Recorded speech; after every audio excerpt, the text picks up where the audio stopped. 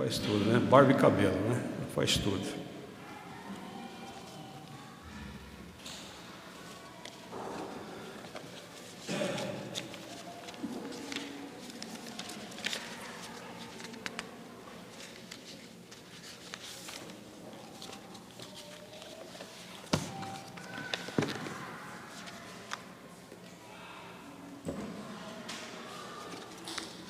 O que me traz hoje aqui foi o convite da casa para falarmos da quinta parte do estudo do Pai Nosso, né? Essa quinta parte traz hoje aqui a frase: seja feita a sua vontade, né? Então é sobre isso que nós vamos falar. Eu pedi para a recepção que na entrada de cada um de vocês entregasse uma mensagem de Joana de Ângeles. Essa mensagem, ela, se a gente lê-la com o coração, o que Joana de Ângeles quis dizer com essa orientação que ela nos dá, resume e esclarece o que é seja feita a sua vontade. Está na oração que Jesus nos ensinou. Então Joana de Ângeles diz assim: vitimado por cruel surpresa do destino que te impossibilita levar adiante os planos bem formulados por ti, não te rebeles, entregando-te à desesperação, porque Deus sabe que assim é melhor para ti. Isso aqui a gente deveria refletir todos os dias com essa frase aqui, todos os dias, porque nós sabemos, primeiro, que nós viemos para cá com uma missão que nós mesmos colocamos para nós, nosso planejamento reencarnatório. É que quando nós chegamos aqui esquecemos do nosso papel, né? Então a gente não sabe exatamente o que nós viemos fazer aqui, o que nós combinamos, o que foi que eu pedi ao Pai, quando eu pedi a Ele, roguei a Ele a minha reencarnação, né? Nós fizemos uma coisa, um acordo com Ele: eu volto e vou aprender isso e praticar aquilo. E Joana de Ângeles coloca aqui isso daí, né? Que ela vem pelos planos bem formulados por ti. Então tudo que nós passamos aqui, uma grande parte, ela é formulada por nós mesmos, lá no nosso planejamento reencarnatório, e aqueles que nós então introduzimos na nossa vida durante a nossa passagem aqui. Muitos planos nós fazemos que, na maioria deles, não estavam no nosso planejamento reencarnatório. Só que quando nós chegamos aqui nesse planeta, nós esquecemos de tudo aquilo que nós falamos lá do outro lado, e nós então vemos essa vida terrena cheia de oportunidades, tanta coisa à nossa disposição, né? E aí então desperta em nós as nossas paixões pelos bens materiais, e aí então nós começamos então a fazer outros planos para que eu tenha toda essa felicidade que eu entendo aqui nesse planeta, não é? E aí então a nossa vida, como a própria Joana de Ângeles diz, ela começa a ficar um pouco atrapalhada. Aquelas provas que nós tínhamos que passar por ela, que nós conversamos com o Pai lá e aceitamos vir para cá para realmente aprender e superá-las, essas vão ficando para trás, e nós vamos criando outras situações mais difíceis na nossa vida, e a gente não encontra solução. E o que é pior, né? Cada vez nós vamos nos frustrando com a nossa vida. Oh, eu faço esse plano, não deu certo, faço aquele plano, não deu certo, faço isso, faço aquilo, não dá certo. Peço ao Pai e Ele não me ajuda. E muitas das vezes a gente não presta atenção nas respostas que ele dá. A Joana de Ângeles mesmo fala assim, age com correção e não serás vítima de inquietações desgastantes. Né? Haja com correção. Quando ela fala haja com correção, é para que a gente preste atenção no nosso comportamento. Para que direção nós realmente estamos indo. O que eu estou aprendendo para a minha evolução espiritual? Ou eu não estou aprendendo, ou eu não estou indo para essa direção. Para que caminho que eu tomei na minha vida? Qual é o caminho que eu desejo agora aqui nessa passagem, que eu quero realizar lá na frente? Então Joana de Ângeles nos alerta para essas coisas. Preste atenção na sua vida, preste atenção para a direção que você está tomando. Para onde você vai? O pai, como todo pai, ele assiste, ele nos assiste, ele está vendo lá tudo o que está acontecendo conosco, ele sabe para onde nós vamos, para onde nós estamos dirigindo, mas nós temos o livre-arbítrio da escolha. Então, aqui nessa passagem, as frustrações que nós temos com as doenças, por exemplo, mas nós esquecemos que muitas vezes essa doença foi causada por nós mesmos.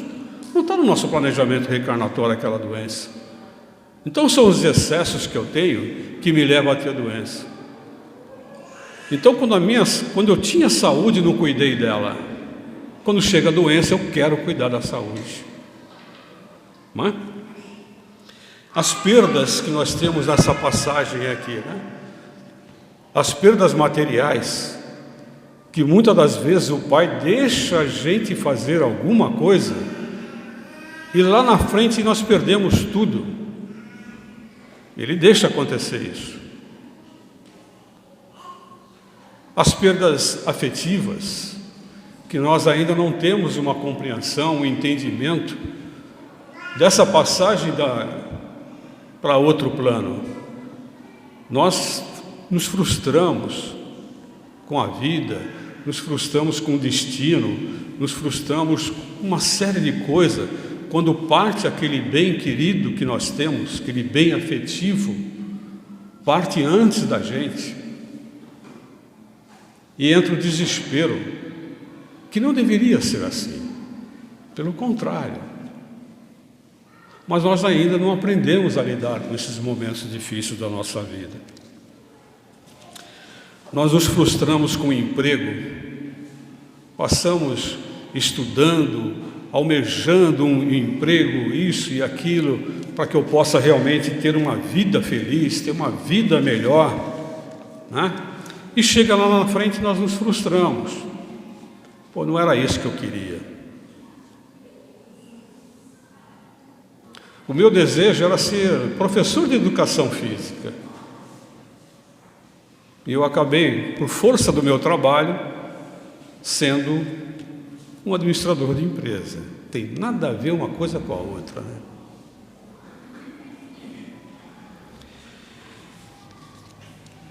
A pobreza, né? A pobreza é colocada para nós como prova. Se nós não soubermos passar por essa pobreza, souber trabalhar essa pobreza que nós vivemos, isso faz com que a gente caia. Isso faz com que a gente desacredite do Pai, desacredite da misericórdia que Ele tem por nós, que tanto falado a Jesus e fala em seus livros até hoje. Mas essa prova da pobreza é uma prova que Deus coloca na nossa vida, para que a gente aprenda a ter força. Eu, aprender a ter força, aprender a ter fé, a ter esperança. E a riqueza? A riqueza é outra prova pelas quais nós passamos aqui. E muitas das vezes nós não sabemos trabalhar com essa riqueza que nós temos. Passamos a ser egoístas, orgulhosos, maldosos, corruptos. Não sabemos lidar com essa riqueza. E o Pai nos colocou essa riqueza na mão Ele nos oferece exatamente para que a gente aprenda a trabalhar com isso daí. Só que quando nós temos isso na mão, nós temos alguns atalhos para seguir, né? E às vezes a gente escolhe um atalho errado. Matrimônio, outra frustração que a gente tem na vida também. Muitas das vezes nós temos aquela paixão, né? Principalmente quando a gente é jovem, tem aquela paixão, escolhemos o nosso parceiro, a nossa parceira, aí chega lá na frente e se frustrou. Agora, por que acontece tudo isso daí? Porque muitas das vezes, quando nós estamos fazendo algumas escolhas em nossa vida, quando nós estamos fazendo um plano para o roteiro do nosso destino para frente, nós não ouvimos o que o Pai está dizendo a nós. Nós não prestamos atenção no que Ele está falando. Nós não somos donos da nossa vida. Nós não sabemos tudo sobre a nossa vida. Nós não sabemos para onde nós vamos. Ele, sim. Ele sabe. E quando nós estamos fazendo as nossas escolhas, Ele deixa a gente escolher. Lá na frente Ele vai aprender, não é? Aí, com tanta frustração na vida, né? Então a gente fica perguntando às vezes, né? Por quê, né? Por que comigo? Por que eu? Né? Por que tudo acontece comigo, né? Por que tudo que tem que dar errado dá comigo, né? Olha, é muito egoísmo da pessoa falar uma coisa dessa, né? Porque nós convivemos aqui com 7 bilhões de pessoas e tudo que acontece de ruim acontece comigo. Pô, é parar para pensar, né? Então não é que acontece contigo aquilo que a providência divina deseja, acontece contigo porque você está escolhendo o caminho errado, você está fazendo as escolhas erradas. Então isso vem uma inquietação para a nossa alma. Nossa alma, ela fica inquieta realmente, ela fica turbulenta, a gente sai dando tiro para tudo quanto é lado, procurando uma solução para aquilo lá. E na maioria das vezes, quais são as nossas ações? É reclamar. Essa é a primeira. Reclamamos de tudo. Só reclamamos. Resmungamos pelo canto, xingamos, chutamos o balde, perdemos a paciência com tudo, ficamos nervosos. Aí cai a ficha, a segunda ação. Vou fazer uma oração a Deus, quem sabe Ele me ajuda. E aí faz uma prece errada, né? Principalmente quando chega na frase do faça a sua vontade, e aí a gente pergunta, para fazer a vontade dele, do Pai, ou eu estou pedindo para que Ele faça a minha vontade? Porque nessa hora que a gente está em desespero e em aflição, nós estamos buscando a Ele as respostas que nós queremos ouvir. Eu estou pedindo a Ele para me ajudar naquilo que eu desejo ter, aquilo que eu desejo receber em troca da minha prece. Está errado. Quando nós fazemos as nossas preces, nós temos que aguardar o momento oportuno dEle. Nós temos que ter paciência, nós temos que ter muita paciência, principalmente com os erros que nós mesmos causamos a nós, principalmente nesses. O Pai não coloca esse sofrimento no nosso caminho dessa forma. As escolhas são nossas. Então, essa frase de seja feita a sua vontade, muitas das vezes a humanidade, ela aceita essa frase quando a resposta vem de acordo com aquilo que eu desejo. Mas muitas das vezes, se prestarmos atenção na nossa vida, algumas das vezes a minha vontade, o meu desejo é realizado e eu agradeço a Ele. Só que mal sabemos nós que lá na frente nós teremos uma decepção, porque Ele deixou, é isso que você quer? Então você terá. E aí então a gente, pronto, alivia, esquece de Deus e corre atrás daquilo que nós ganhamos. E lá na frente vem a decepção e a frustração. Quando nós levamos nosso filho para o hospital para tomar uma injeção, né? Nós seguramos na mão dele e ele fala: pai, vai doer? O que nós falamos para ele? Não vai não, vai não. Aí chega lá na hora lá e tal, o enfermeiro fala: vai doer, não é? Vai doer. O pai é assim com a gente também. Os nossos sofrimentos, para ele, vai doer.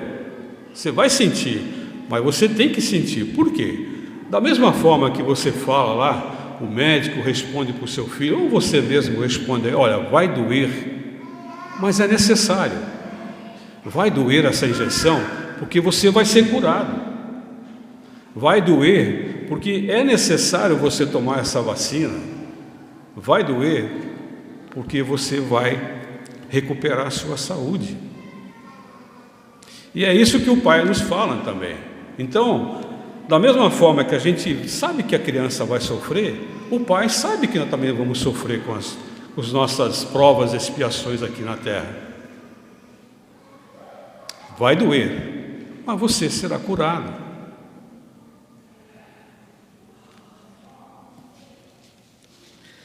A resposta de Deus, muitas das vezes, não vem da forma que a gente deseja. Precisamos prestar atenção no que Ele responde a nós, não é? Primeiro, nós precisamos ter a confiança nele, acreditar nele, acreditar que Ele é uma força suprema, acreditar que Ele é a suprema, tudo, Ele é supremo em tudo, em tudo. Ele está acima de nós, Ele é mais sábio, Ele age com mais cautela naquilo que a gente pede para eles.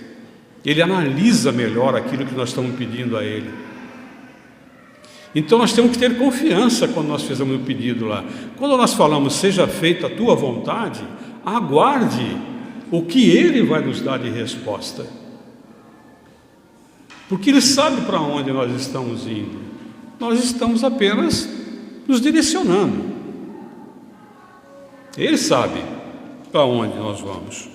Agora, como é que eu deixo isso personalizado? Como é que eu tenho que fazer realmente para que Ele faça a sua vontade naquilo que eu preciso, naquilo que é necessário para mim? É o amor. A resposta dele é sempre o amor. Quando nós agimos e entendemos aquilo que Jesus deixou para nós há 2000 anos atrás, do amai-vos uns aos outros, amai aos vossos inimigos, Ele está trazendo o recado do Pai. É isso que o Pai deseja de nós, nada mais. Como nós ainda temos que aprender muita coisa, nós vamos sofrer até entender isso daí. Então nós temos que nos render a Deus, nós temos que nos render ao amor que Ele tem por nós como Pai, como a força suprema e divina. Nós temos que nos render, nós temos que deixar a nossa vida na mão dEle, nossa vida, não nossos problemas. Os nossos problemas, Ele nos dá a resposta para que a gente ouça e resolvamos o nosso problema. Resolva você. O problema é seu. Vou te dar força, vou te dar amparo, vou te dar segurança. Eu vou dizer a você, eu estou aqui. Vá por esse caminho. Não faça isso, não faça aquilo. Acredite em mim, tudo passa. É isso que Ele vai responder para nós, com amor. E é essa direção que nós temos que buscar. Eu trouxe aqui Uma mensagem aí que num blog do Felipe Silva, em que ele coloca assim, ó: eu pedi a Deus que tirasse meu orgulho e Deus disse não. Não lhe cabia tirá-lo, mas a mim deixá-lo. Eu pedi a Deus que me desse paciência e Deus disse não. Ele disse que a paciência nasce das atribulações. Ela não é concedida, ela é merecida.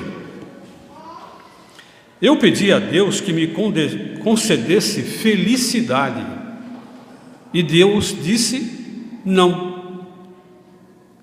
Ele disse que me daria suas bênçãos. A felicidade viria de mim mesmo. Eu pedi a Deus que me poupasse do sofrimento e mais uma vez ele disse não. Ele disse que a dor afasta-me das ilusões da vida e leva-me para mais perto dele. Eu pedi a Deus que me fizesse crescer minha vida espiritual e ele disse não. Ele me disse que eu deveria crescer sozinho, mas ele vai podar-me como um ramo para que eu produza frutos. Eu perguntei a Deus se ele me ama e Deus disse sim. Ele deu-me o seu único filho que morreu por mim. Então pedi a Deus que me ajudasse a amar os outros como ele me ama e Deus disse: finalmente compreendeste. Tudo na nossa vida é disciplina, principalmente quando nós estamos falando de evolução espiritual. Disciplina. Tudo está, a resposta de Deus está dentro de nós. Basta nós buscarmos em nós mesmos qual é a resposta correta. Deixar de procurar atalhos, seguir sempre em frente em direção a Ele, de acordo com aquilo que Ele nos orienta, de acordo com os ensinamentos que Jesus traz. Assim Ele estará dando a resposta e fazendo a sua vontade para que nós um dia cheguemos até Ele como Ele nos espera, com amor, com todos nós, com amor no sentimento do coração. E não adianta a gente procurar atalho, né? Conhece aquela história daquele grupo que foi encarnar? E cada um então pegou a sua cruz para essa passagem aqui. Então passou lá no departamento das cruzes, né? E cada um pegou a sua cruz e veio para a terra. E esse grupo então seguiu em frente nessa jornada. Aí um deles lá estava: não, essa cruz está muito pesada, né? Eu vou cortar uma pontinha dela aqui. E cortou a pontinha dela. Ficou um pouquinho mais leve. E caminho. E esse cara, mas está ficando pesada de novo. Foi lá e cortou mais uma ponte. E assim foi durante a sua jornada, sempre cortando uma parte da sua cruz. Chegou a hora desse grupo desencarnar. E quando o grupo chegou para desencarnar, chegou na hora da passagem realmente, então eles ouviram uma voz de Deus: agora cada um pegue a sua cruz. Eles estavam diante de um abismo. E Jesus disse, e Deus falou: olha, cada um agora pegue a sua cruz, deite a sua cruz, e a outra ponta encostará no outro lado do abismo, e ultrapassem por ela. Lógico que esse que cortou durante a sua jornada, aquele que escolheu os atalhos, não conseguiu, porque a sua cruz estava curta.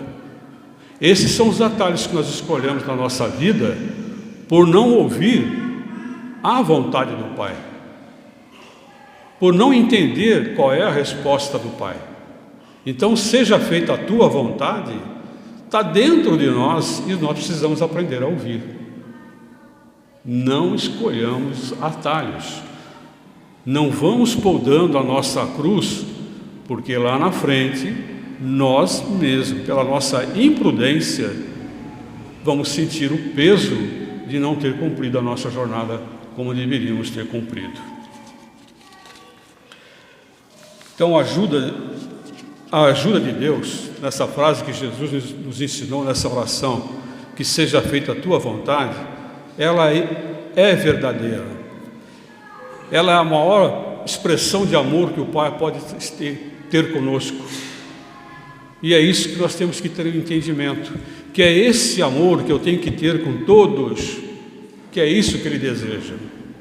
Cada ação minha com amor é um ponto positivo com relação a Ele. E é isso que nós precisamos aprender.